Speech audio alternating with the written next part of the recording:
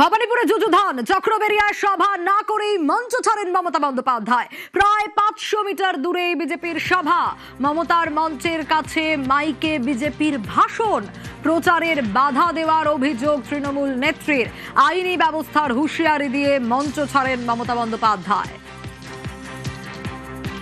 সামনে চিৎকার করছে যাতে মিটিংটা করতে না পারি। মা ভাই বোনেরা আমায় ক্ষমা করবেন, আমি আপনাদের সবার কাছে ক্ষমা চেয়ে নিচ্ছি। আমি কালকে এখানে র্যালি করে দেবো। আমি এই অসভ্যতামিটা করতে পারবো না, এটা খুব ইনসাল্টিং, এটা খুব হিউমিলিয়েশন। আমি আপনাদের নমস্কার জানিয়ে আমি বিদায় নিচ্ছি। আমায় ক্ষমা করবেন, যদি পারেন ভোটটা আমায় দেবেন, আমার সিম্বল নাম্বার 2। বাট এর প্রতিবাদে আপনাদের কিন্তু ভোটটা দিতে হবে। আমাকে মিটিং করতে পর্যন্ত দিচ্ছে না। আমাকে মিটিং করতে আমি পারমিশন নিয়েছি অফিসিয়ালি, তাও। আর তৃণমূল নেত্রী মঞ্চ ছাড়তেই উত্তেজনার পরিস্থিতি তৈরি হয়। তৃণমূল বিজেপির মধ্যে তুমুল স্লোগান, পরিস্থিতি সামাল দেয় বিশাল পুলিশ বাহিনী।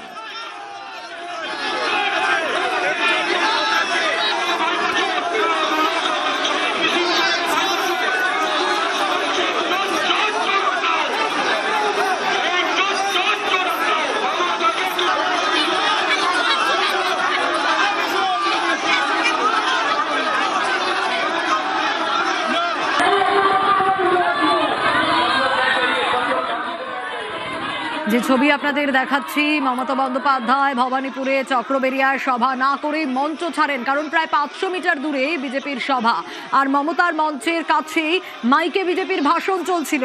আর প্রচারে বাধা দেওয়ার অভিযোগ তোলেন তৃণমূল নেত্রী। আইনি ব্যবস্থার হুঁশিয়ারি দিয়ে মঞ্চ ছাড়েন মমতা বন্দ্যোপাধ্যায় এবং তিনি মঞ্চ ছাড়ার পরই রীতিমতো ঠিক এই পরিস্থিতি তৈরি হয়। তৃণমূল বিজেপির মধ্যে তুমুল স্লোগান শুরু হয়ে যায় এবং পরিস্থিতি সামাল দিতে ঘটনাস্থলে বিশাল পুলিশ বাহিনী।